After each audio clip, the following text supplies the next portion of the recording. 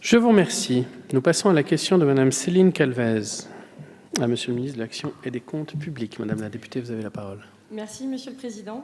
Ma question s'adressait à Monsieur Gérald Darmanin, ministre de l'Action et des Comptes publics, sur la modernisation de la fiscalité locale à l'occasion de la suppression de la taxe d'habitation. Donc, Madame la Ministre, vous allez pouvoir vous en faire son porte-voix également. Aujourd'hui, il existe de nombreuses taxes qui sont peu utilisées. Je tiens à attirer votre attention sur l'une d'entre elles, qui s'appelle la taxe de balayage. Elle a été créée en 1873 et pour l'instant, elle est appliquée dans 4 municipalités, dont 2 sont les 2 communes de la circonscription qui m'a élu. Levallois-Perret l'applique depuis 2009 et depuis quelques mois, Clichy-la-Garenne l'applique également.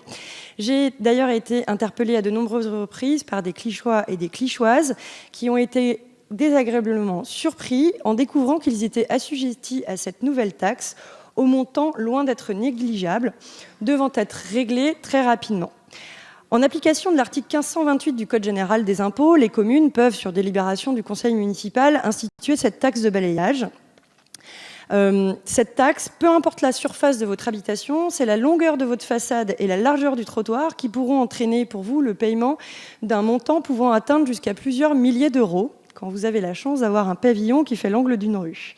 À l'heure des réflexions sur la fiscalité locale, certaines communes pourraient être tentées de recourir à cette taxe, très incomprise par les habitants et perçue comme injuste, voire inopérante sur la propreté des rues. C'est pourquoi je vous demande, Madame la Ministre, ne serait-il pas judicieux de repenser cette taxe, voire même d'envisager sa suppression? Merci, Madame la députée. Madame la Ministre.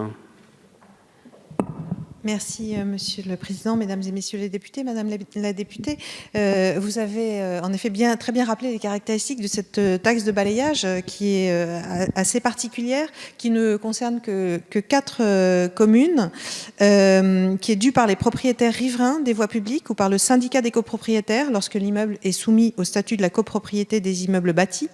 Elle est récupérable sur le locataire au titre des charges locatives. Son montant est calculé selon des règles spécifiques. En effet, il ne tient pas compte de la valeur locative des immeubles ni du nombre de propriétaires concernés, mais il tient compte des surfaces de voirie qui font face à ces propriétés. C'est un enjeu financier non négligeable avec 113 millions d'euros en 2017, mais son produit est extrêmement concentré puisque la ville de Paris perçoit à elle seule 92% de ce produit. Et donc le gouvernement partage votre interrogation légitime sur le devenir de cette taxe qui n'a pas rencontré de grand succès, même si elle constitue une ressource importante pour certaines collectivités.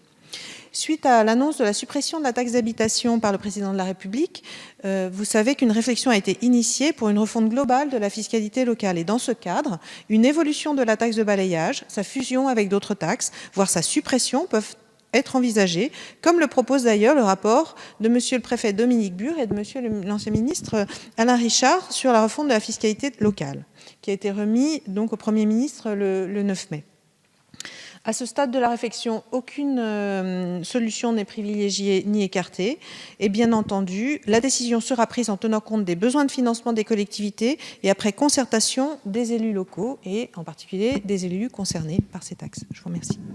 Merci, Madame la Ministre. Madame la députée. Merci Madame la Ministre. Donc il est important de pouvoir rappeler effectivement qu'il y a eu toute une réflexion sur la fiscalité locale et de pouvoir donner comme ça aussi de la place à la concertation, comme vous le dites, pour pouvoir le faire avec les élus et peut-être avec les populations elles-mêmes également. Merci.